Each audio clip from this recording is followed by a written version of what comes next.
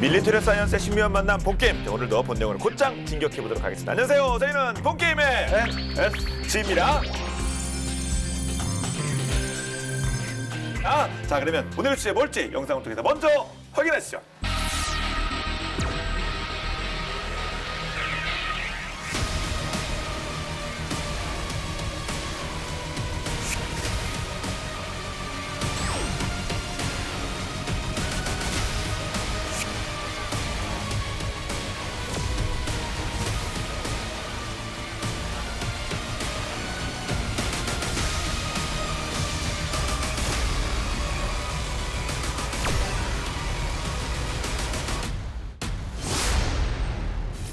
지금까지 이런 포탄은 없었다.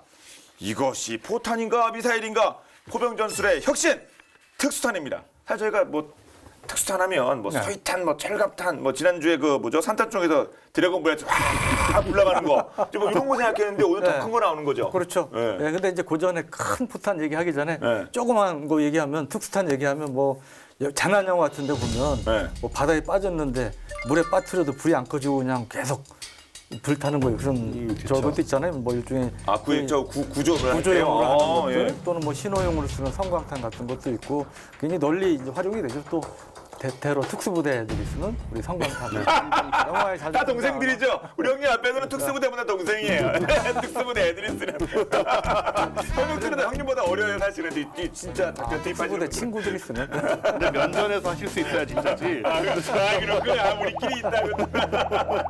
악취탄이라는 것도 있어요.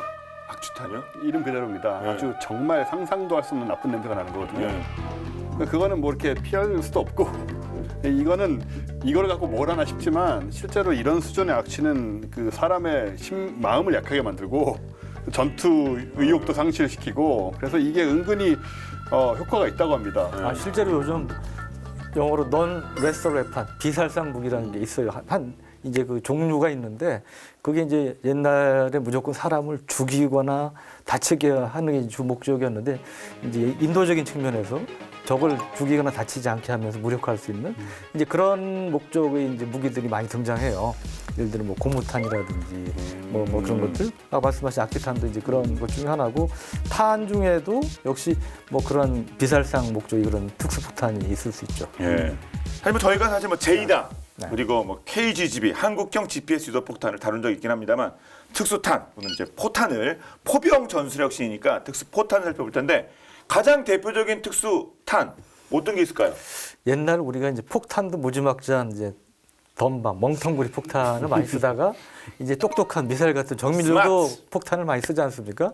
포탄도 마찬가지예요. 옛날 무지막지하게 그냥 몇천 발이 아니고 몇만 발, 몇십만 발까지 쑥대박. 예, 6.25 전쟁 때나 2차 대전 때나 퍼붓고 했는데 이제는 그런 것들이 여러 가지 효과도 떨어지고 부작용도 있고 그러니까 정확하게 깔끔하게 필요한 데만 정확하게 때리고 목적을 달성하는 이제 그런 용도로 이 포탄의 필요성이 많이 생겼고 일종의 그것도 이제 정밀 유도 폭탄이 아니고 포탄이라고 할 수 있고 이것을 이제 가능하게 한 게 전에 얘기했던 이제 관성항법 장치위에 우리가 모든 사람이 다 이용하고 있는 중요한 역할은 GPS.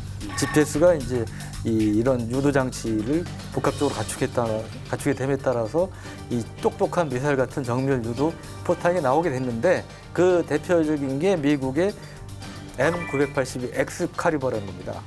엑스칼리버요? 이름이 멋있죠, 엑스칼리버. 아서왕의 명곡. 예. 근데 이렇게 생긴 친구인데요. 좀 엑스칼리버 같진 않네요. 예.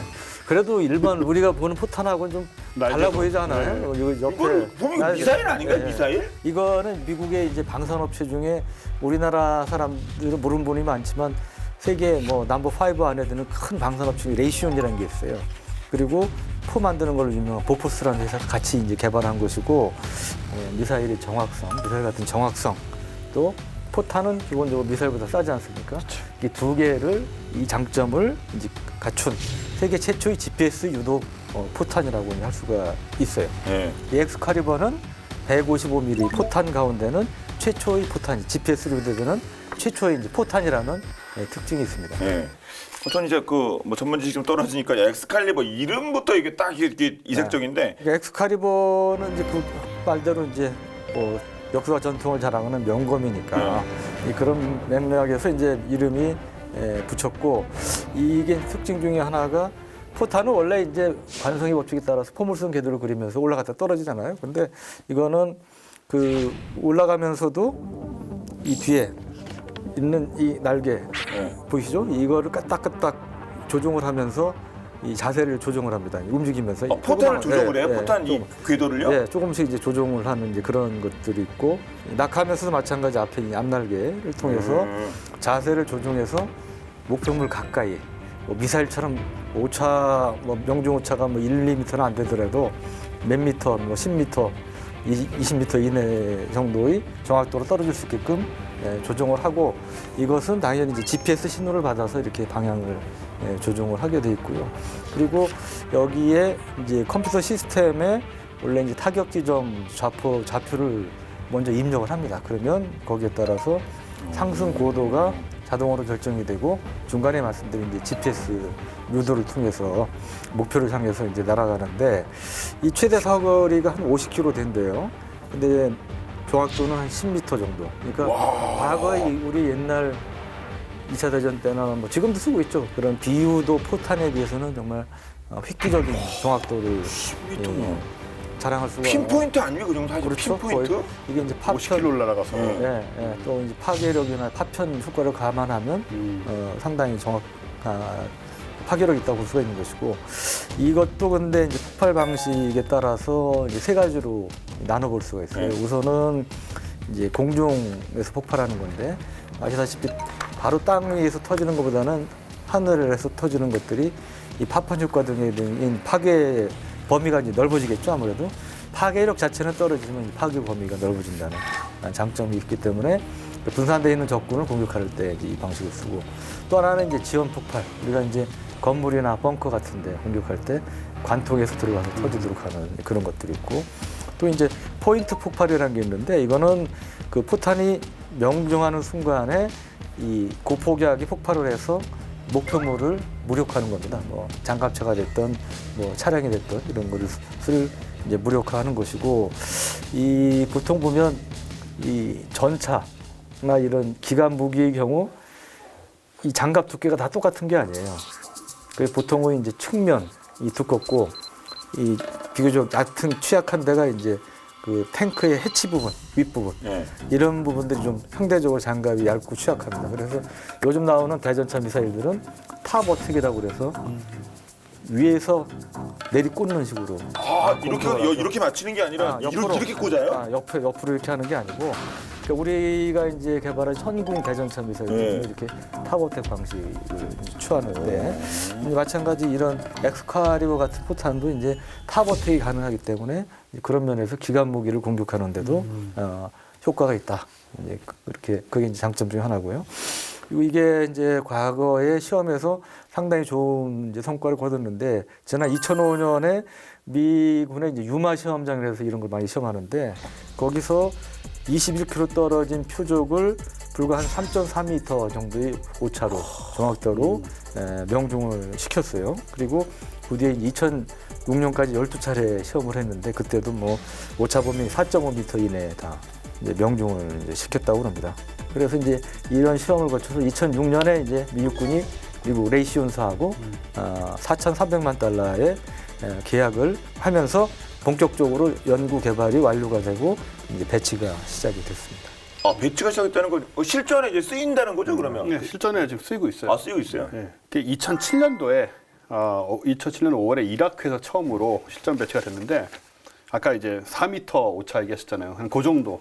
그러니까 92%의 명중률, 4m의 오차를 보이면서 성능이 입증이 됐죠. 그리고 미 해병 11년대 2대대 골프포대라고 있는데 골프는 상관없습니다. 네. 왠지 멀리 날아가는 거 좋아할 것 같은 그런 장거리 비거리. 무기를 많이 갖고 있을 것 같아요. 비거리가 중요하니까. 이 아프가니스탄의 전진 작전 기지에서 M777 견인 곡사포로 M982 엑스칼리버 탄을 발사했는데 36km 밖에 있는 헬문드 지역 반군들을 타격을 정확히 하는 데 성공을 했어요. 그래서 아까 말씀하신 것처럼 몇십 킬로미터 떨어진 적들을 목표를 직사가 아닌데 곡사각이잖아요. 직사로는 뭐 몇십 킬로 나올 수가 없는 거니까 그래서 이 정도 정확도로 이제 맞추고 한 자체가 굉장히 혁신적이라고 할 수가 있는데 말 나온 김에 한 번 더 정리하자면 혹시 헷갈리는 분도 있으실지 몰라서 폭탄은 떨어뜨리는 게 폭탄이고 비행기 같은 데서 그죠?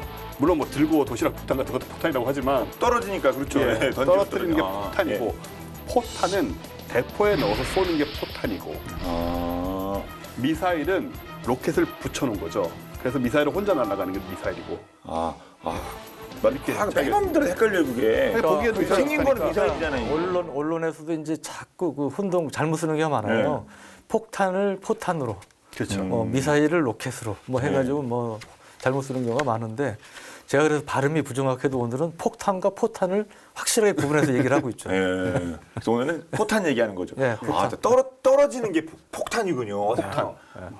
들고 있는 것도 폭탄일 수 있는데 떨어지는 뭐 이렇게 폭탄이야. 폭탄, 포탄, 미사일. 예. 우리 또 새로 또 이제 본 게임 모신 분들 많거든요. 천만하자면 로켓, 거기 로켓 구분하면 미사일과 로켓은 뭐가 다르냐? 요대 장치가 그렇죠. 있으면 미사일, 없으면 로켓. 로켓포 이런 얘기 하잖아요. 네. 그건 유도전 장치가 없는 건데 엔진은 로켓 같은 거 붙어 있는 거고 추진 장치는. 물론 요새는 이제 유도 로켓 중에도 유도 로켓이 있죠. 그렇죠. 로켓이 있지만 하여튼 일반적으로 이제 그렇게. 마지막에 또 팔에서 나가고 상대편 조정해서 맞히는 건 그런 미사일로 봐야 되는 건가요? 근데 본인이 파괴가 안 되니까 스스로가 그렇구나. 이거 뭐 모르겠어요. 네, 알겠습니다. 예.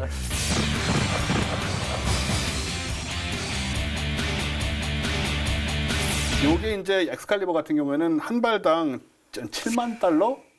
7,500만 원? 네. 그렇게 막 싼 건 아니에요. 우리 일반 그냥 막폭 사실 포탄에 포탄은 비하면. 일반 포탄보다 훨씬 비싼 거죠. 그렇죠. 일반 포탄은 이렇게 비쌀 리가 없잖아요. 몇십만 발 쏘는데. 근데 그래서 경제성을 갖췄다라고 얘기하기가 좀 뭐하다고 생각이 되지만 한편 이제 미사일하고 비교를 하면 미사일은 일단 그 로켓 추진기가 달려야 되는 거고요. 연료도 들어가야 되고 그런 다음에 미사일은 뭐 제어라든가 이런 시스템이 또 필요해요. 그 뒤에. 그런 여러 가지가 이제 따라와야 되는데 그런 가격과 유지 비용을 생각을 한다면 훨씬 더 경제적이다라고 말할 수가 있고 사실 일반 포탄을 뭐 몇천 발을 쏟아부어도 맞힌다는 보장이 없잖아요. 그렇죠. 우리 옛날 저 전쟁 영화 보면 이 참호에서 튀어나와가지고 막 총 들고 뛰잖아요. 그냥 비 오듯이 포탄 비 오듯이 포탄이 떨어지는데도 안 죽고 이렇게 어떻게 갑니다 계속. 그쵸. 그게 우리 편이 쏜 건지 상대편이 쏜 건지도 모르고 어떻게 또 탱커도 지나가면 옆에서 터지게 또 영화 보는 말 아닙니까? 예, 그게. 영화 속의 주인공 특징 중에 하나죠. 그런데 포가 막 날라오면 포탄이 날라오면 다 죽을 것 같은데 그렇지 않거든요. 생각보다 이렇게 성기게 떨어지고 그래서 이 좀 효율이 떨어지는 건 분명한 사실이고 게다가 이제 전면전보다는 지금 국지적인 상황들이 많이 벌어지는데 그런 데서 표적 주변을 다 이제 초토화시키고 뭐 민간인도 다 그냥 마을도 날려버리고 이거는 좀 이제 아닌 시대니까 그래서 표적만을 깔끔하게 맞추는 게 중요한데 미사일이나 로켓으로는 어느 정도 특히 미사일로는 그게 가능하지만 지금까지는 이 포탄으로는 좀 어려운 거였잖아요. 예. 근데 이제 요거를 이제 정밀하게 한다는 의미에서 사실 민간인을 요즘 같은 경우에는 민간인을 이렇게 포탄 저도 자꾸 헷갈리네. 다시 할게요. 이거 너무 헷갈리니까 좀 쪽팔리네. 쪽팔리다는 말씀 안 하셨으면 편집 안 되는 건데. 일부러 했습니다. 그래서. 좋은 방법인데요? 그래서 앞으로 이거 편집해야 되겠는데 그러면 이거 그냥 아예 그냥 비속어. 심한 욕을 해버려야겠네요. 심한 욕을 해버려요. 에이 XX 말 잘못했네. 오늘 하나 배웠어요. 이거는 아니 우리 또 그 담당 PD가 이것도 이거 할 수 있잖아요. 저희에게 또 이것도 그렇죠. 디스 걸려고. 우리 서로 신뢰가 없으니까. 내가 여러 번 당했잖아요. 그러니까 특이한 거면 아주 주탁해지죠. 민간인에게 이 포탄이 떨어져서 상해를 입거나 이렇게 되면은 사실 정치적인 비용이 많이 발생하게 됩니다. 여러 가지로. 그런 걸 다 감안했을 때 이 한 발에 7,500만 원이라는 게 결코 비싼 게 아니다. 이렇게 얘기할 수가 있고요. 게다가 이제 포라는 것의 훌륭한 점은 이게 지금 호환성들이 있는 거예요. 그러니까 이제 포탄이니까 이제 일반 포탄 대신에 넣어서 쏘는 거니까 155mm 팔라딘 자주포 M777 견인 곡사포 그리고 이제 우리 자주포 얘기할 때 나왔던 막 우리나라에서 쓰고 있는 K55라든가 K9에서도 쏠 수가 있어요. 그러니까 이런 이제 여러 포에다 넣어 쏠 수가 있다는 장점이 있고 그래서 캐나다, 호주, 스웨덴, 독일, 네덜란드가 지금 도입을 한 상태고 작년 10월 보도에 따르면 대만 국방부도 이제 중국의 위협 그런 걸 느끼니까 최신형 M777 곡사포하고 엑스칼리버를 함께 도입하기로 했다고 합니다. 우리 당연히 도입돼 있겠죠? 아니요. 그 아니에요? 사실은 우리가 이제 잘 아시지만 2010년 11월 23일 날 연평도 포격 도발이 있었잖아요. 그 이후에 사실은 그때 저도 생생히 기억나는 게 그때 군 관계자들이 심각하게 야 우리도 그러면 엑스카리버 같은 거 도입해야 되는 거 아니야 검토를 했어요. 저하고 막 상의한 관계자도 있었는데 그 용도는 뭐냐면 이제 그거죠. 북한의 그때 이제 그 원래 우리를 공격한 거는 이제 122mm 방사포 다행장 로켓인데 그때 이제 서해안 쪽에 위협되는 것 중 하나가 해안포 같은 것들 있잖아요. 근데 해안포는 갱도 안에 있어서 정확히 타격을 해야 됩니다. 그러니까 일반적인 우리 포 가지고는 어려우니까 K9 가지고도 그걸 정확히 때릴 수가 없어요. 그래서 이제 엑스칼리버 같은 정밀 유도 포탄을 도입하는 거 아니냐. 물론 그때 우리 국내 업체에서도 일부 좀 검토가 되고 연구되는 게 있었는데 급하게 서야 되니까. 그러니까 이제 엑스칼리버가 검토가 됐었는데 결국은 이제 도입하지 않는 걸로 그때 결론이 났습니다. 여러 가지 그 비용 대비 효과라든지 그다음에 그때 이제 이스라엘의 스파이크 미사일 이런 걸 도입하기로 해서 이제 그걸로 가름하는 걸로 일단 그렇게 정리가 된 걸로 알고 있습니다. 우리가 자꾸 이거 미국 서양 쪽만 얘기하는데 반대쪽 또 뭐 이런 기술 당연히 있겠죠. 이런. 러시아가 의외로 이쪽에 그렇게 강하지가 않고요. 네. 아유 처음 들어보는데. 네. 이제 바로 그냥 고개 숙이시네요. 없으니까 할 얘기가 없습니다. 근데 없는데 그때 뻗팅기시는 분은 아니에요. 있으면 어떻게든 과정에서 얘기하겠는데. 이성적이신 분이라. 네, 그래서 우리 쪽은 좀 빈약하고 아, 예. 독일의 딜사와 이탈리아의 레오나르도사가 공동 개발에 성공한 불카노 유도 스마트 포탄이라는 것이 있었죠. 이탈리아 해군 같은 경우에는 이제 지중해에서만 주로 활동하게 되잖아요. 큰 바다의 면에 있는 나라가 아니니까 그런 현실을 고려해서 미사일 대신에 포를 쓰는 게 훨씬 유리하다고 볼 수 있죠. 그래서 이제 정밀 유도 기능이 필요한 연결되는 이런 포탄을 만들게 된 거고요. 사진을 갖고 왔는데 이것입니다. 진짜 저거는 미사일 같이 생겼네요. 그죠. 저거 완전 미사일이네. 저. 아까 엑스칼리버에 비해서 좀 얄쌍하고 네. 좀 날렵하게 생겼어요. 보조 날개 달리고 스쿼드 미사일 같기도 하고. 그러니까요. 예. 100여 척 가량의 미 해군의 함정에 설치된 이 표준형 MK45 5인치 포하고 그 다음에 주몰특급 구축함에 설치된 155mm LRAP라고 하는 이런 포들에서 바로 이제 손쉽게 쓸 수가 있어요. 당연히 GPS 제어가 되고요. 저 표적 좌표를 일단 부여를 받고 그 다음에 이제 인공위성 뭐 레이저 적외선까지도 써서 유도할 수가 있어요. 그럼 말이 포탄이지. 저 뒤에 로켓만 안 달려 있는 거지 정말 뭐 거의 유도탄이라고 해도 보급형 미사일이냐 이 정도면. 그렇게 말할 수도 있겠고. 염가형. 이게 이제 탄이 물론 포신에 들어갈 때는 이제 이렇게 뭐 튀어나와 있고 이렇지 않죠. 당연히 이 상태에 넣을 수가 없으니까. 예. 탄이 포신을 벗어나면 이제 측면에 둘러싼 이런 부분들이 분리가 되기 시작하고 귀날개 이런 것들이 이제 방향을 조정하는 또 역할을 하게 되고요. 가장 큰 장점은 함정이 적의 사정권 밖에서 기존보다 훨씬 적은 포탄으로도 표적에 대해 정밀 타격을 할 수 있다는 것입니다. 옛날에 뭐 굉장히 많이 써야 되는데 그럴 필요가 없다. 그 다음에 원형 공수한 오차가 또 5m 이내. 말이 5m지 5m 얼마 안 되잖아요. 5m면 사실 저희 여기 아니에요. 우리 이 테이블 정도가 5m 되는 거 아니에요? 조금 큰 거예요. 예. 아니 크루즈 미사일도 3m예요. CP가 뭐 3m나 5m나 정확도가. 뭐. 그러니까 5m면 대단한 거죠. 대단히 정확한 거예요. AGS로 사격을 할 경우에는 기본 탄도 거리가 최대 75km. 그리고 이 귀날개를 이용한 유도 활강을 하면 100km라는 사거리를 가지고 있게 되죠. 사실 미 해군이 이 주몰특급 스텔스 구축함에 발사되는 이 포를 스마트 포탄을 엑스칼리버로 한 것이 아니라 바로 이 불카노 포탄 채택 여부를 검토를 했다는 것입니다. 네. 근데 아직 결론은 안 난 것 같아요. 두 개를 가지고 지금 경쟁을 하고 있는데 미국에서. 미국이 기본적으로 굉장히 무기 채택하는 데 있어서 자존심이 센 나라예요. 그러니까 바꿔 얘기하면 다른 나라 무기가 들어가기 힘든, 채택되기 힘든, 진입 장벽이 높은 그런 나라이기 때문에 웬만큼 성능이 우세해서는 채택되기는 쉽지 않을 겁니다. 그래서 하여튼 일단 제안은 왔으니까 검토해 볼 만하지 않을까 싶고요. 근데 우리나라도 사실은 한국형 엑스칼리버를 개발하고 있어요. 있어요? 예. 야, 이 친구인데요. 아이고, 이게 날개가 기존의 155mm 포탄에 날개들이 달려 있죠. 크네. 날개가 커서 무슨 크루즈 미사일, 정말 크루즈 미사일 같아요. 날개가 큰 멀리 나가나? 야, 이제 국방과학연구소하고 이 탄약 대표적인 우리 탄약 제조업체인 에서 개발을 하고 있는 활공유도 곡사포탄. 그러니까 GGAM이라고 불리는 이제 그러한 이제 무기인데 GPS 유도 방식이고 역시 이것도 이제 155mm용 포탄입니다. 그러니까 이건 뭐 설계 수준으로 지금 하고 있는 K9이나 뭐 아니 지금 그 정도는 넘어선 걸로 이제 그렇게 이제 알고 있고요. 지금 하여튼 K9 자주포, K55 자주포에서 이제 다 이제 활용을 할 수가 있는 것이고 그리고 그동안 제가 사실은 교부제를 모시는데 그러게요. 진짜 그동안에 왜 빈손으로 오셨어요? 거예요. 모형 그래가지고 네, 요즘 반성 좀 하셔야 됩니다, 형님. 하여튼 저한테 직접 얘기는 안 하고 간접적으로 들리는 소리가 유 기자 요즘 교부제 이게 굉장히 노력이 좀 부족한 것 같아요. 네. 출연진 제가 가서 국방과학연구원과 달려갈 수 없잖아요. 아니 그래서 출연진 교체를 검토해야 되겠다는 얘기가 엄청 들리더라고 그래가지고 제가 자꾸 가져간다고 그래서 그래서 그런가? 가져가고 싶을 것 같아요. 제가 그래서 이번에 상당히 무리를 했습니다. 네. 상당히 강한 압박을 가해서 아마 우리 본 게임 교부제 출연사상 네. 가장 희귀하고 비싼 교부제를 모셔왔어요. 제가 그래서 오죽하면 네. 이렇게 가려놓기까지 했어요.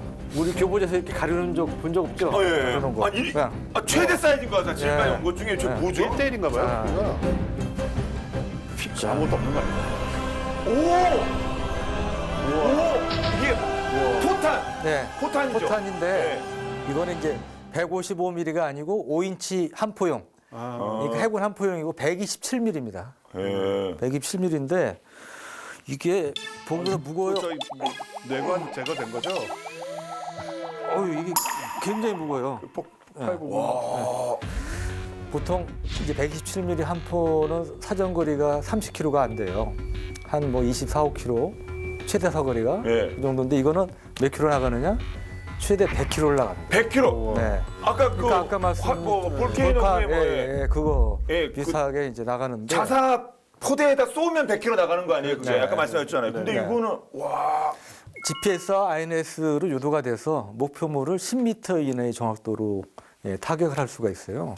그리고 이 앞에 이게 이제 GPS. 앞에가 GPS예요? 수신 장치가 있는 것이고 이게 이제 어떻게 날아가냐면 일단 탐포에서 쏠 때는 이 날개가 다 접혀져 있습니다. 앞뒤 날개가 다 접혀져 있는 상태로 발사가 되면 우선 이 뒤에 날개가 펴져요. 발사단 뒤에.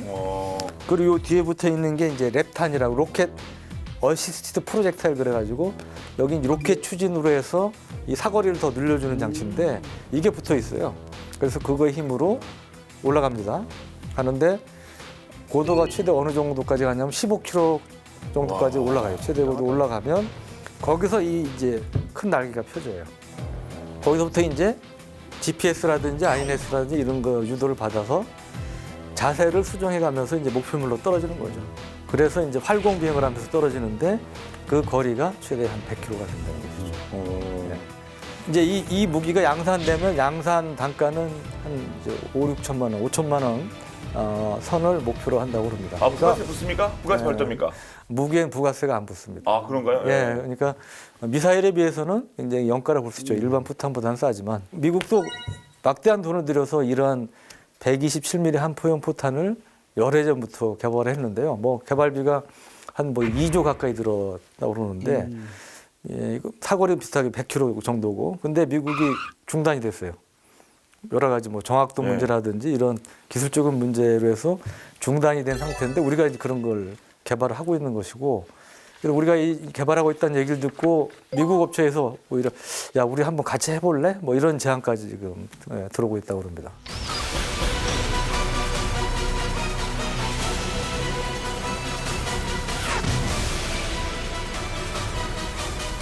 근데 이게 이제 미국 엑스칼리버보다 뛰어난 특징이 있는데 엑스칼리버는 원래 쏘기 전에 좌표를 입력한다고 했잖아요. 근데 이거는 그 표적의 좌표 외에 경로까지 입력을 할 수 있다고 합니다. 그래서 경로요? 네, 비행 경로까지. 그래서 이제 그런 장점이 있고 그리고 이게 그 미사일이 아니고 포기 때문에 포탄이기 때문에 이 포탄은 나갈 때 상당한 압력을 받지 않습니까? 포구압이라고 해서 상당한 압력을 받는데 이게 이제 무려 한 2만 G. 2만지요? 예, 우리 중력 가속도의 2만 배 일반적인. 그러니까 우리 전투기 조종사가 이 뭐 실핏을 터지는 뭐 그런 한도를 보통 부지라고 그러잖아요. 부지. 9배인데. 네, 근데 이건 2만 배. 2만 G니까 이 정도의 압력을 이 멍텅구리 포탄 같은 건 상관없어요. 근데 이거는 유도 포탄이기 이 안에 정밀한 쉽게 얘기하면 컴퓨터가 들어있는 거잖아요. 전자장비들이 들어있는 거기 때문에 전자장비는 바꾸어 얘기하면 충격에 약하고 환경 변화에 민감한데 이 엄청난 압력을 견뎌내야 되니까 그만큼 고도의 기술이 필요한 것이죠. 잠깐만요. 이게 2만 G가 맞나요? 예, 맞습니다. 정말 엄청나네요. 어떻게 이럴 수가 있죠?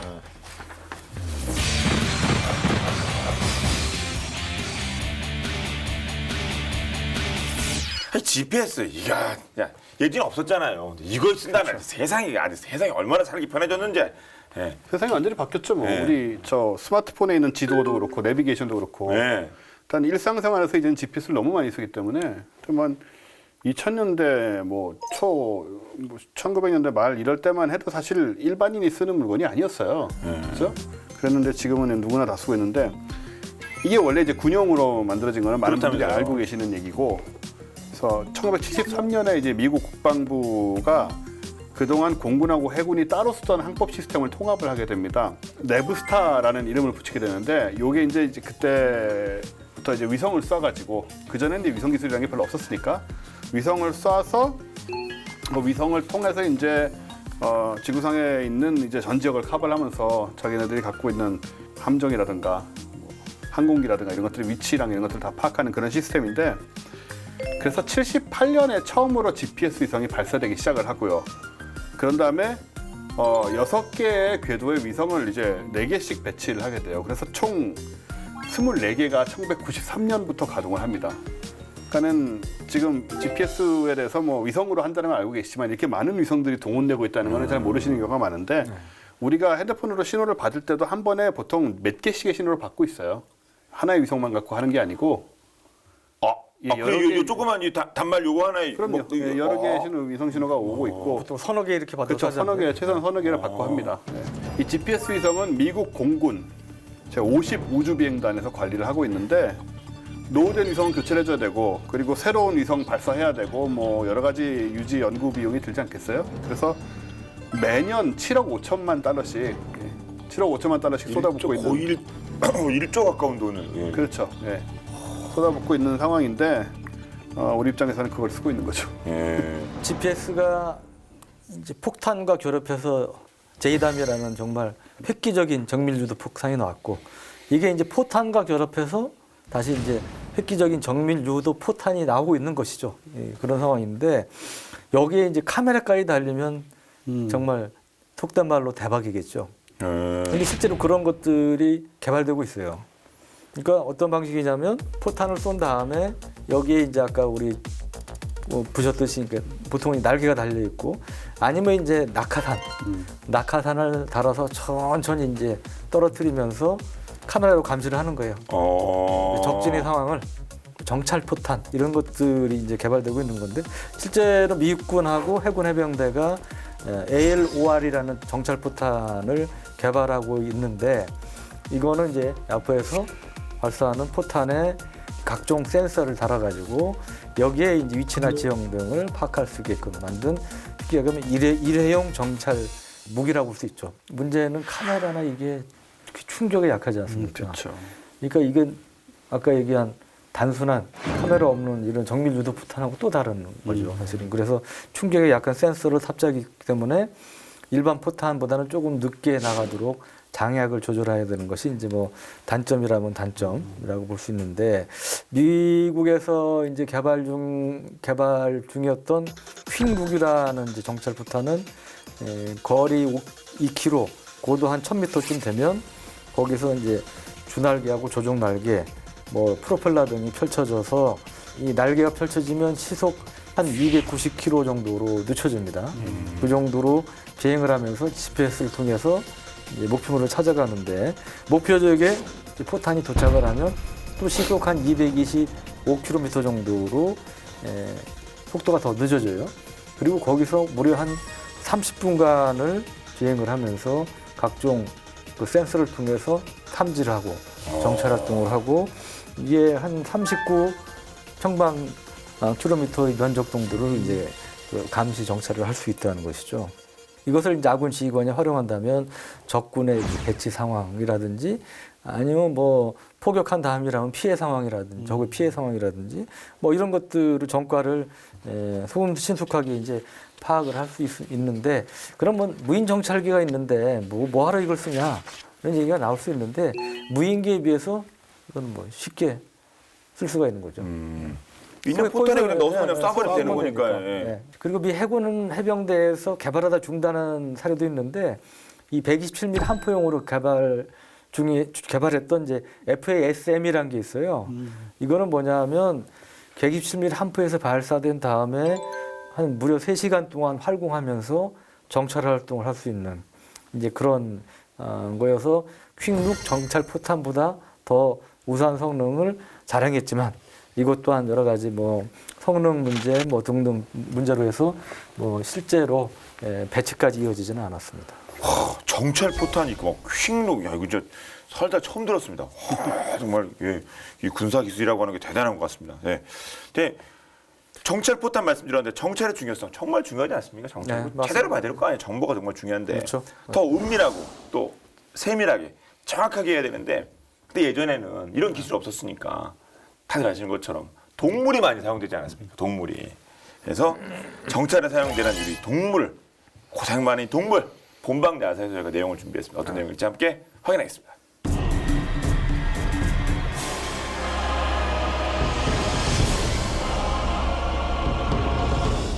적을 알고 나를 알면 백전백승. 작전에서 중요한 게 바로 적을 제대로 파악하는 것인데요. 그만큼 은밀한 정찰과 관측은 필수죠. 2014년 12월 11일 버지니아주 노폭의 리틀 크리크 기지 앞바다에 상어를 연상케 하는 물고기가 떠올랐습니다. 이름하여 유령 수영 선수 고스트 스위머라는 이 물고기의 정체는 바로 스파이처럼 위장해 적의 정보를 감시하고 정찰하는 정찰 로봇인데요. 마치 물고기처럼 꼬리 지는 어미를 좌우로 움직이며 수중 90m까지 잠수하고 미리 입력된 행동 방법에 따라 작동하는데요. 그렇다면 물고기 로봇이 발명되기 이전에 이런 역할을 담당한 주인공은 사람이 할 수 없는 역할을 동물들이 해냈습니다.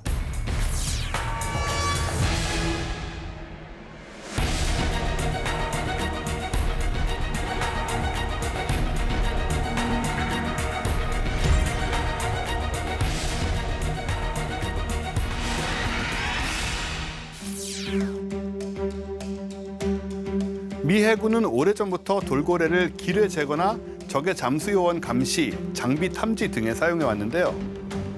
군사용 돌고래는 소문으로만 놔둘다가 1990년대 기밀이 해제되면서 본격적으로 알려졌죠.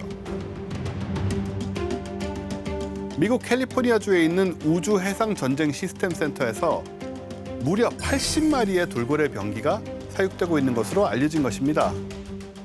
그리고 2011년에는 미국 해군이 우리나라 동해에서 돌고래를 군사작전에 투입하려고 시도한 사실이 처음으로 확인되어 논란이 되기도 했죠. 사실 냉전 시절부터 미국과 옛소련은 경쟁적으로 돌고래 부대를 운영했는데요.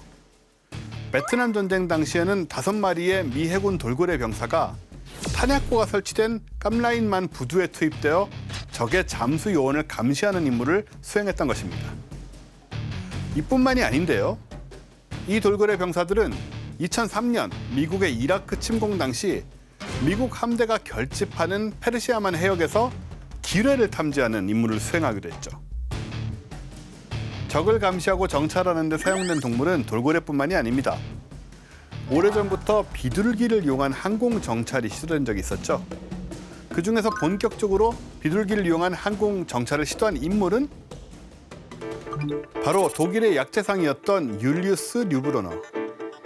류브로너는 새로운 아이디어를 떠올렸는데 그것은 비둘기의 일정한 시간마다 자동으로 찍히는 카메라를 붙여서 이 비둘기가 어떤 경로로 날아오는지를 관찰해보자는 것이었습니다. 뉴브로너는 비둘기에게 달 수 있는 75g 미니어처 카메라를 제작하는 데 성공합니다. 그 비둘기를 풀어놓고 사진이 자동으로 찍히게 조절했는데요. 그 결과 이 비둘기가 거의 직선으로 50m에서 100m 고도로 집에 돌아온다는 사실을 알게 됐고, 이를 이용해 1908년 특허까지 취득해냅니다. 그리고 1914년 1차 세계대전이 터지자 뉴브로너의 발명은 군 관계자들의 주목을 끌게 되는데요. 비둘기를 이용하면 적의 의심을 사지 않고도 항공 정찰이 가능하기 때문인데요. 군의 지지에 힘입어 뉴브로너는 비둘기를 이용한 정찰을 성공시키기 위해 수많은 시행착오와 실험을 반복하는데요. 실제로 베르등 전투에서 비둘기 항공 정찰이 시도되기도 했습니다. 사실 결과는 그리 신통하지 않았다고 하는군요. 비둘기의 활약은 여기서 그치지 않습니다. 2차 세계대전 당시 원거리에서 폭탄을 투하해 정확히 적의 군함에 명중시킬 수 있는 무기는 당시로서는 상상의 영역이었던 만큼 온갖 방법이 연구되었는데요. 미국의 가장 위대한 행동학자였던 스키너는 동물을 이용한 미사일 유도가 가능하다고 믿었습니다. 스키너가 수많은 동물 중 관심을 가진 건 바로 비둘기. 모의 등을 통해 비둘기가 특정한 목표, 예를 들어 군함이 있는 방향을 부리로 쪼면 이를 이용해 경로를 수정하는 것이었는데요. 이 계획은 프로젝트 피전으로 불렸으며 2차 대전 이후엔 프로젝트 오콘이라고 불렸는데요. 실제 비둘기를 이용한 유도탄은 스키너의 확신에도 불구하고 군 수뇌부가 이 계획을 못 믿어해 결국 취소되고 말았습니다. 지금도 돌고래 병기나 동물들을 이용한 작전 수행은 비인도적인 측면 때문에 세계적으로 논란이 되고 있는데요. 특히 돌고래는 작전에 투입시킬 때마다 입에 제갈 같은 섭식 방지 장치를 매다는데요. 결국 탈출해봤자 섭식 방지 장치 때문에 굶어 죽을 수밖에 없다는 사실을 깨닫는 돌고래는 어쩔 수 없이 가두리로 돌아와 군인이 주는 생선을 먹어야만 하는 슬픈 운명을 갖게 됩니다. 사람과 교감한다고 알려진 돌고래와 평화의 상징인 비둘기가 전쟁의 수단으로 적극 활용했다는 사실은 인간으로서 참 안타깝고 미안한 일인데요. 이제 인간의 이기심과 욕심 때문에 동물들이 희생되는 일은 그만 멈춰야 할 것 같습니다.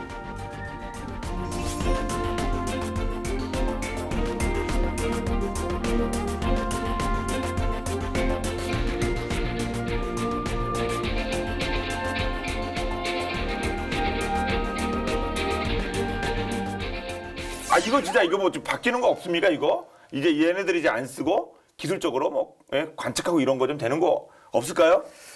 어떨 것 같으세요? 국내에서 뭐 그런 게 없을까요?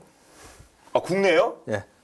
말씀하시는 거 보니까 있네요. 네. 글로벌도 아니고 국내에서는 네, 국내에서 국내에서는 있어요? 우리 네, 한국에? 기존보다 사거리 한 2.5배 가량 늘려가지고 우회 타격을 가능하게 한 미래형 첨단 포탄이라고 할까요? 네. 그 곡사포용 관측탄을 국내에서 또 개발하고 있다고 합니다.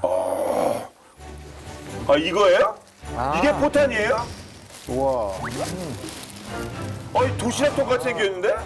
이게 우리 기술을 만드는 관측 포탄, 이게 포탄이에요? 네, 이런 이렇게 종류의 생겼는데? 관측 포탄은 거의 세계에서 처음이라고. 세계 처음일 것 같은데? 내가 본 도시락 같이 생겼는데요? 네, 그러니까 일반적인 그 포탄 형태 네. 도시락이 다르죠. 네.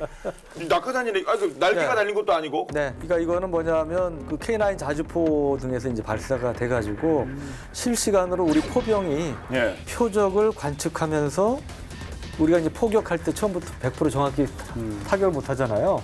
그래서 항상 뭐가 있습니까? 관측병 있죠. 관측 예. 앞에 관측수가 있잖아요. 그런데 이거는 그러니까 바로 보면서 착탄 어디 떨어지는지 확인해서 아군이 그걸 수정해서 정확히 타격할 수 있게끔 도와주는 이러한 장비예요. 그러니까 고해상도 소형 카메라가 달리겠죠.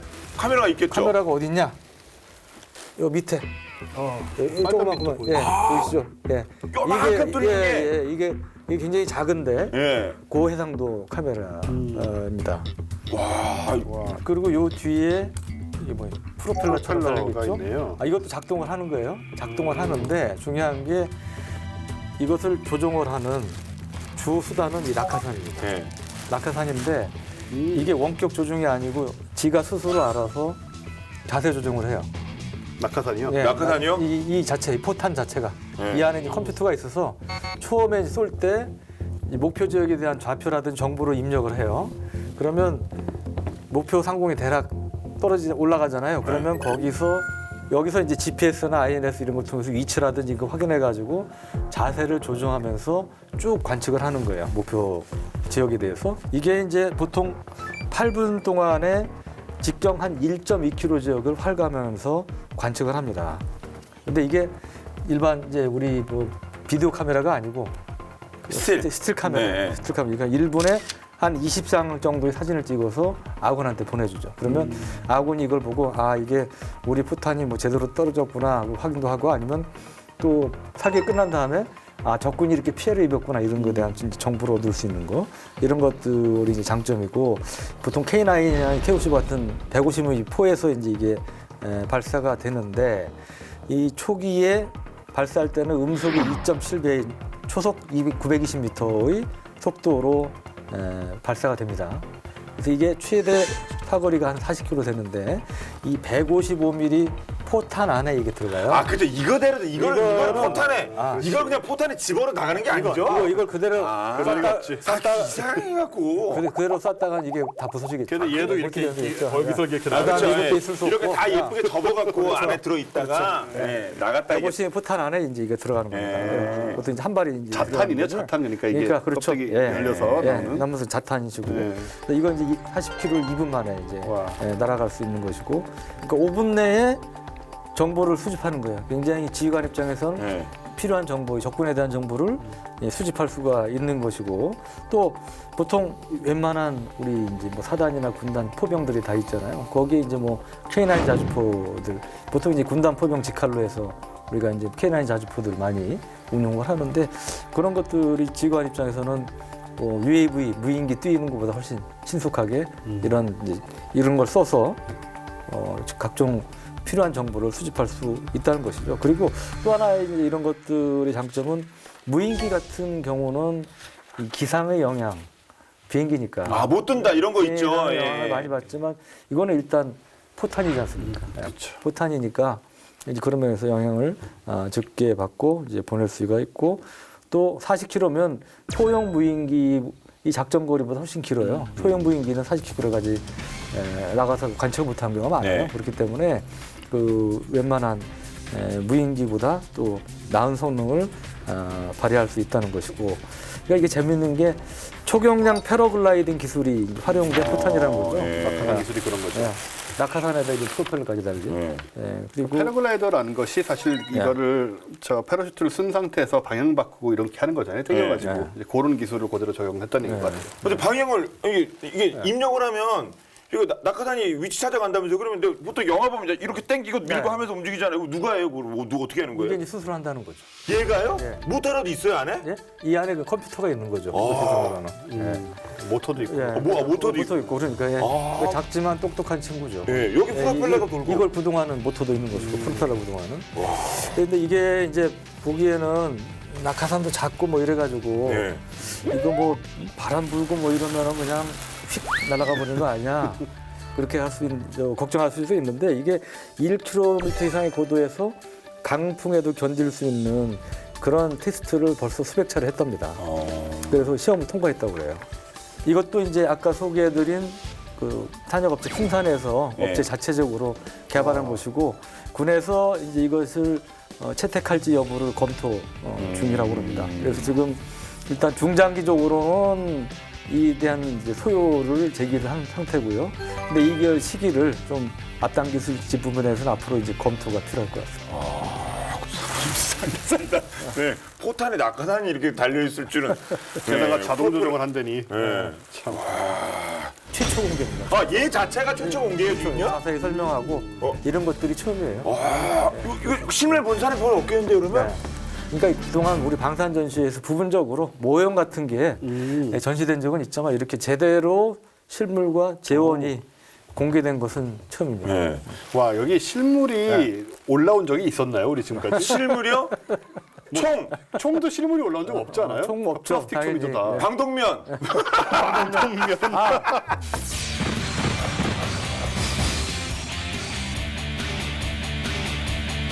오늘 본 게임 이렇게 포병 전술의 혁신 특수탄에 대해서 살펴봤는데요. 저희 본 게임은 이제 국방 TV 앱을 통해서도 TV를 통해서도 유튜브를 통해서 그리고 새롭게 추가된 국방 TV 앱을 통해서도 시청할 수가 있습니다. 앞으로도 많은 활용 부탁드리겠고요. 저희는 여기서 인사드리도록 하겠습니다. 다음 주 더욱더 화끈한 내용으로 돌아올게요. 네, 저희는 지금까지 본 게임의 지였습니다. 고맙습니다. 네. 야, 오늘 교보제는 진짜 상당히 따봉 영향력이 1따봉 있는- 드릴게요. 네. 아니, 사실 미사일보다 이게 훨씬 신기해요. 이게 추진체가 없는 상태에서 100km를 날아가면서 그걸 저걸 다 조금 깔짝깔짝 해가지고 맞춰서 간다는 게 저는 과학기술적인 적이 없지만 더 힘들지 않나요? 더 힘들죠. 그러니까 미사일이 먼저 나온 거 생각해 보면요. 어쨌든 뒤에서 힘을 주고 있을 때는